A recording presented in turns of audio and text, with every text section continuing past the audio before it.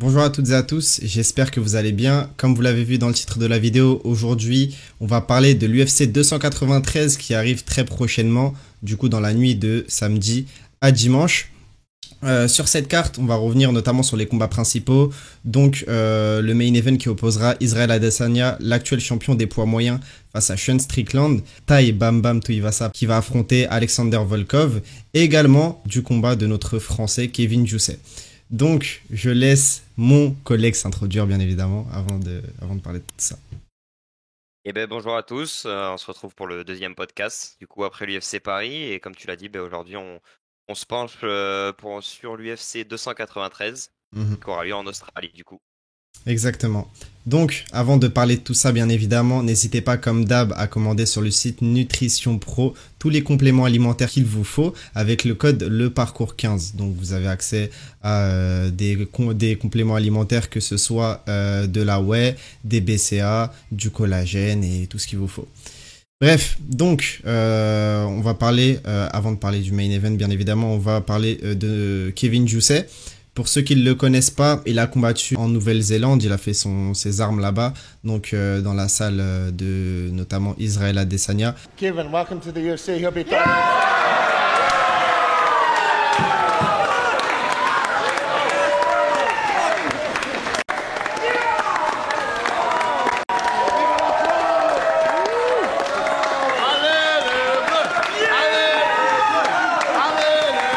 Et également Kai Kara France qui s'entraîne là-bas. Je vais laisser Théo parler de Kevin, qui le connaît mieux que moi, je pense. Ouais, bon, on va pas non plus mentir et dire qu'on suit ses combats depuis ses Non. débuts, parce que ce serait Mhm. faux. Mais ouais, donc Kevin Jousset, bah, il est très connu en Nouvelle-Zélande, hein. Il s'entraîne, comme tu l'as dit, avec Adesanya, mais même en dehors de ça, dans ses combats, grâce à ses combats, il s'est fait une réputation. Et en 8-2, donc entre guillemets que en 8-2, alors qu'il a 30 ans, mais Mhm. ça lui fait déjà de très beau résultat. Et il a été double champion donc dans l'X Fight Series, qui est tout simplement la plus grosse organisation du continent de l'Océanie. Mhm. Donc voilà, et dans sa catégorie, là-bas, il est considéré comme l'un des meilleurs, voire le meilleur Mhm. en Nouvelle-Zélande. Et donc, bah, il fait ses débuts à l'UFC 293. On a vu passer notamment sur les réseaux, je ne sais pas si vous l'avez vu, le coach de Kevin Jousset, donc également enfin, là où s'entraîne Adesanya, comme on l'a dit, dire qu'il avait détruit Adesanya en sparring. Et Ah ouais. Adesanya a affirmé, ouais, il a dit Ça, je l'avais pas vu, tu vois. t'as pas vu? Bah, Ouais. en gros, c'est le jour où il C'est annonce, Eugène Barman, ouais, son coach. ouais, et il annonce à toute la salle que Kevin Jousset est pris à l'UFC, quoi, va combattre pour l'UFC. Mhm. Et il dit que c'est amplement mérité et que il y a eu un jour où Adesanya s'est fait détruire par Kevin Jousset. Et Adesanya, en rigolant, il affirme, il contredit pas. Ouais, ok. Et, donc voilà, après, ça reste un sparring, mais Ouais, on parle mais quand même du champion des poids moyens. Il va exactement. combattre du coup le même soir que son collègue et ami, Kevin Jousset. Ben c'est notamment impressionnant quand on sait le palmarès de Adesanya en kickboxing, parce qu'il n'a pas été que champion à l'UFC. Et bah, par rapport au sparring, est-ce que tu sais si ça s'est déroulé debout ou qu'il a détruit plutôt en striking? On n'a pas eu plus de détails dans la Mhm. vidéo, il rentre pas sur plus de détails. Mais ouais, je pense que c'était plutôt Ça reste debout, ouais. impressionnant, ouais. Ça reste impressionnant parce que Ouais. même si c'est au sol, on a vu notamment Adesanya avoir des belles tentatives de takedown, notamment face à Robert Whittaker. Ouais. Donc c'est très très impressionnant.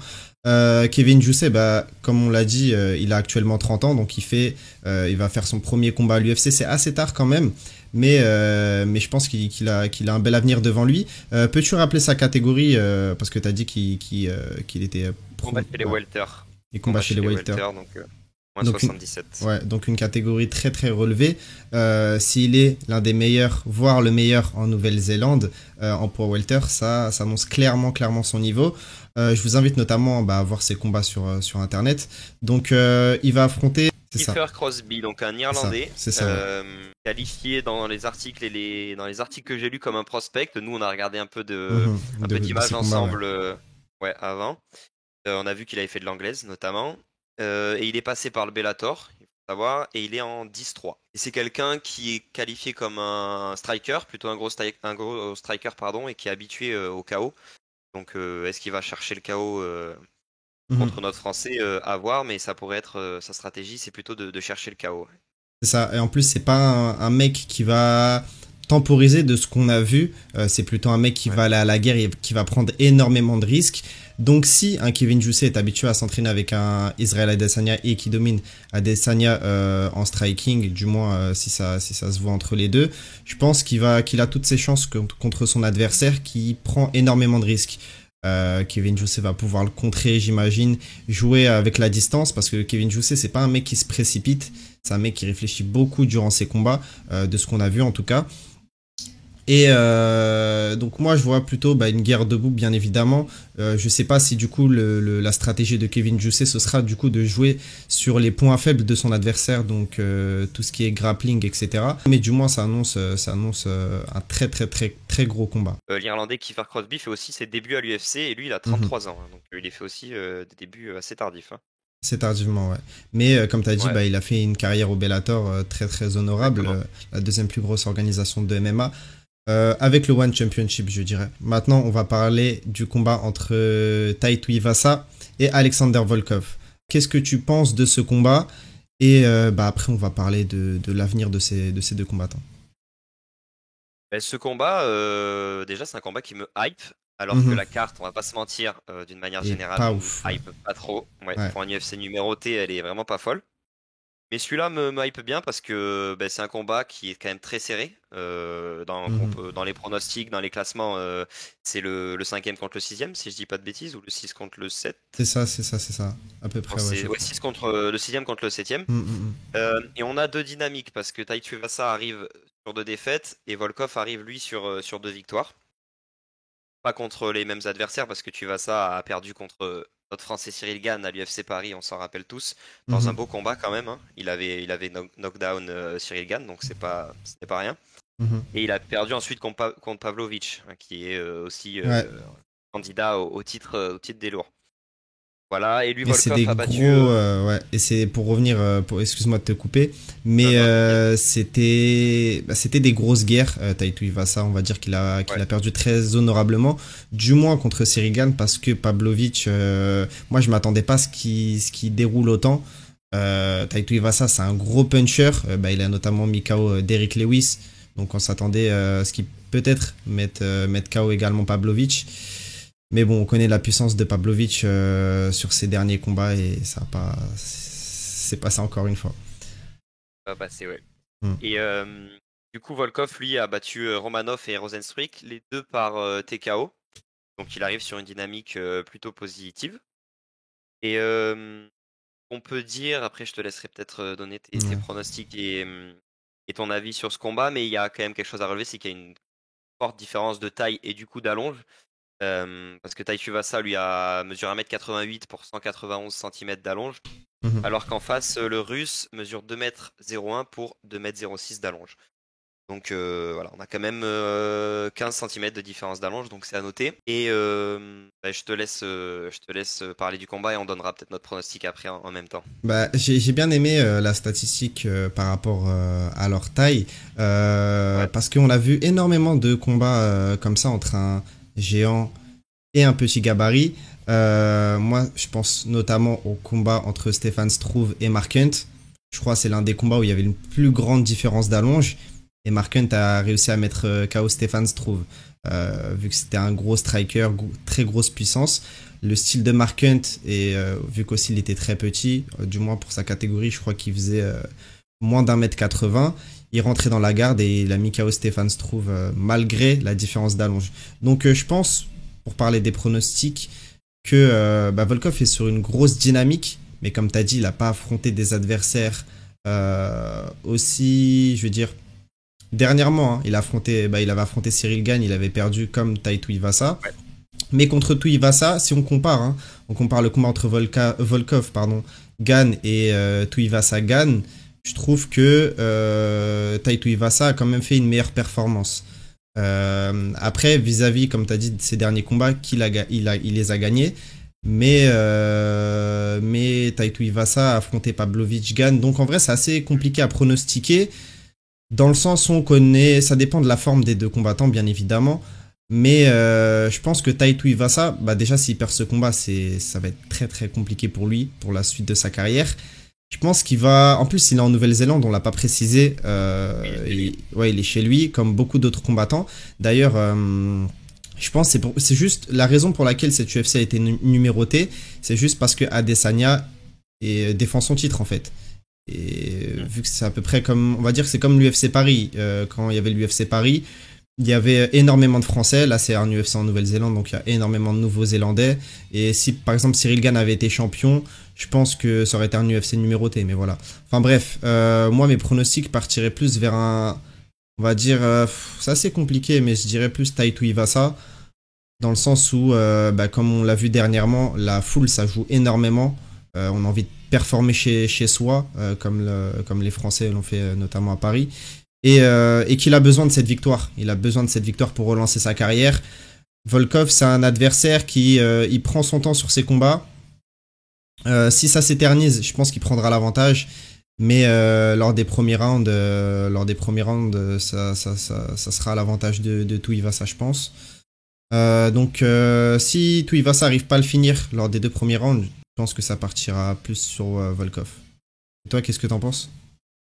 Oui, moi juste, je te refais une petite précision, c'est à Sydney, l'UFC 293. Ouais, Nouvelle-Zélande, Australie, désolé, c'est pas le même pays, ouais, c'est vrai. C'est pas le même pays, c'est juste, c'est juste à côté, mais c'est pas le même pays, et du coup, Taito Iwasa est né à Sydney, hein, donc lui, il est vraiment chez lui. Vraiment chez lui, ouais. Ouais. Et du coup, moi, j'ai un peu le même pronostic que toi, parce que j'ai Tuivasa, vainqueur par KO. Faut savoir que Tuivasa quand il gagne c'est par KO, hein, en général. Il a 7 KO, il a 8 victoires, 7 KO. Voilà, je le vois gagner par KO. Je pense que peut-être si on analyse, enfin si dans les pronostics ou quoi, Volkov est peut-être favori, légèrement, très légèrement. Mais je vois Taito Iwasa retrouver la victoire chez lui en Australie. Peut-être qu'il va souffrir, mais il va faire comme il sait le faire, et contre Gane il avait knockdown. Le coup qui touche et qui mettra KO Volkov. Ce style de victoire. Et voilà, dans une belle ambiance, Taito Iwasa chez lui, il boit la bière dans ses chaussures comme il sait faire. Et voilà. Clairement, ouais. Et du coup, rien de plus à ajouter, les mêmes pronostics. N'hésitez pas, comme d'habitude, donnez vos pronostics en commentaire. Donc maintenant, on va parler du main event que j'attends énormément.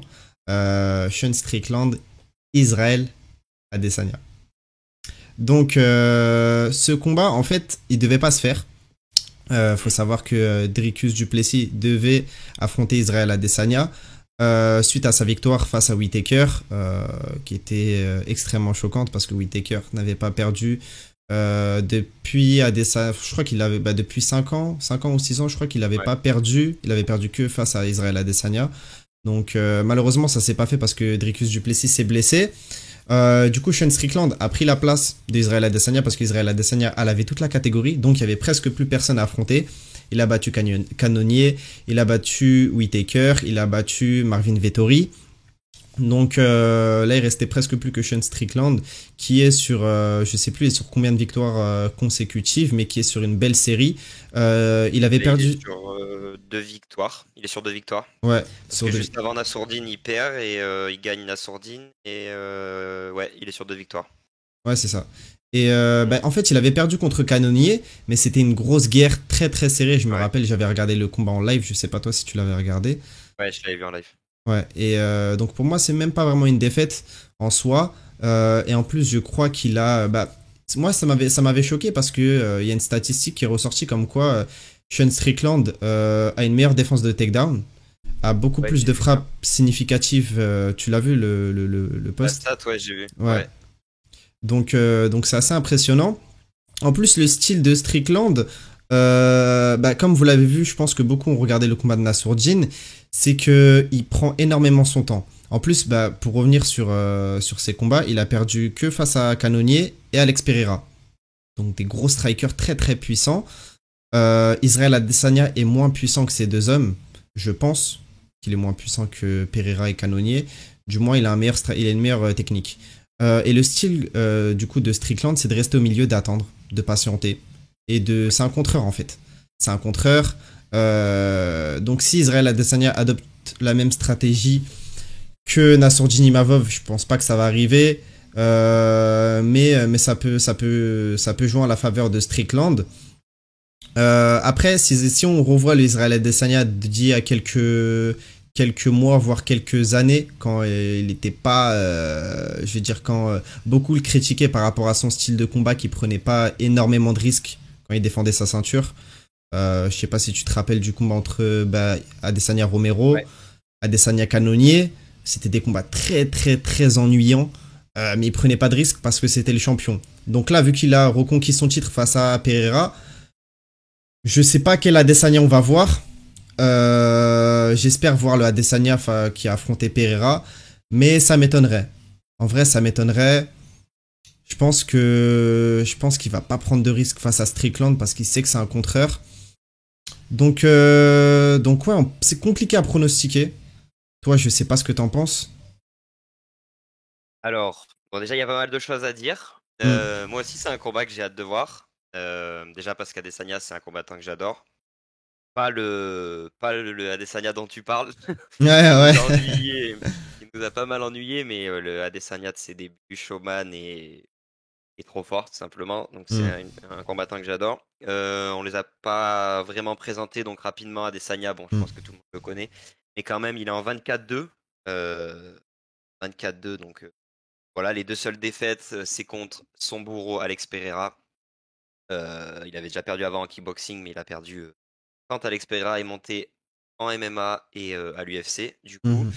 Et il a perdu contre Blachowicz, où là, Adesanya, après avoir nettoyé la catégorie des poids moyens, avait plus monté de KT pour essayer d'avoir la double ceinture comme d'autres personnes ont pu le faire avant lui, dont Conor.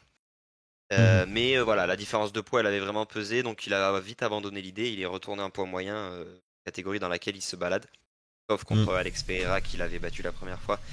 Mais Adesanya a pris sa revanche lors du dernier combat, avec sa fameuse célébration de l'arc. Mais d'ailleurs, cette célébration, c'est la célébration d'Alex Pereira, pour ceux qui le savent. Alex Pereira. Ouais. Donc voilà, un combattant 34 ans, une légende du MMA et de l'UFC. Et contre lui, Sean Strickland. Donc là c'est pareil, je pense que les gens le connaissent, peut-être un peu moins.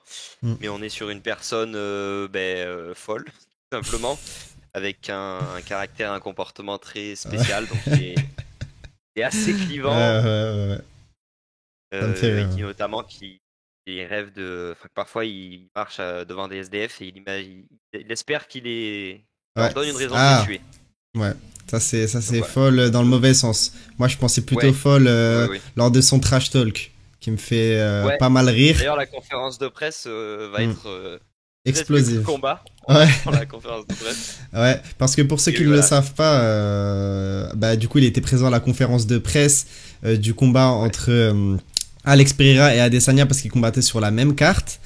Et durant cette carte, y a un journaliste qui lui a posé la question qui est le meilleur striker selon vous entre Pereira et Adesanya, parce que lui venait de se prendre un KO face à Pereira et notamment Alex Pereira avait battu Adesanya. Donc lui il dit naturellement Alex Pereira. Sauf que Adesanya il a pas aimé la réponse et du coup après c'est parti en trash talk. Le mec il lui a dit quoi? Il lui a dit je crois tu fais des danses sur TikTok, je sais pas quoi, à Adesanya. Plus tard également il l'a charrié sur le fait qu'il ait combattu pour la Chine durant sa carrière alors qu'il n'est pas chinois. Il n'est pas du tout chinois. Israël Adesanya se faisait appeler The Black Dragon. Donc le dragon noir et tout, il disait que il était noir mais qu'à l'intérieur il était chinois, qu'il n'était pas. Et du coup après il a clashé sur ça, que Israël Adesanya c'est pas un vrai Africain, que lui il parle de Dricus du Plessis, etc. Enfin bref. Donc suivez la conférence, même avant le combat. De toute façon je pense qu'on mettra des extraits sur Instagram, sur TikTok, donc également n'hésitez pas à nous suivre là-bas, très très important. Et puis voilà. Je vais te laisser commencer pour les pronostics. Ouais. Donc du coup, bon Strickland, voilà, je l'ai rapidement présenté, mais bon c'est quand même quelqu'un, hein, beaucoup de gens disent, et je peux comprendre, hein, c'est vrai que ce combat il l'a eu pas par chance, hein, mais par Mm, hasard, enfin pas hasard, mais voilà, comme Adesanya, comme tu l'as dit, a lavé toute la catégorie, ben, Strickland a ce combat, mais il est pas volé, hein, mm, et Strickland ça reste un très bon combattant. Il a une particularité, donc tu as bien décrit son style de combat. Il a un très bon cardio, notamment. Et mm, il a une garde, par contre, qui est originale. Elle va mm. avec lui, elle est assez basse. Donc, des fois, ça fait un Ouais, peu ouais, peur, ouais, mais ouais. c'est son style de combat. Après, ça a un Comme on l'a avantage, dit. cette garde. Excuse-moi de te couper encore une fois. Ouais, vas-y, Mais t'inquiète. cette garde a un avantage dans le sens où on voit pas les coups arriver. Tu vois, Ouais. c'est ce qui est bien avec lui, c'est que bah, les combattants ils prennent un peu la confiance, donc ils se disent ouais il a pas sa garde, je vais frapper. Sauf que comme je l'ai dit, c'est un contreur. Donc Mhm. vu qu'on a les mains basses, on voit pas les coups arriver. Et bah c'est notamment ce qu'a fait durant toute sa carrière Anderson Silva, un des plus grands strikers de l'histoire du MMA. Mais par contre, ouais niveau défense c'est un peu moyen. Mais Strickland arrive toujours à s'en sortir, il a un gros menton, etc. Oui, Donc à voir. à voir. Mais pour moi, quand même, le favori va l'emporter. Et je vois une victoire d'Adesanya. Ouais, j'espère.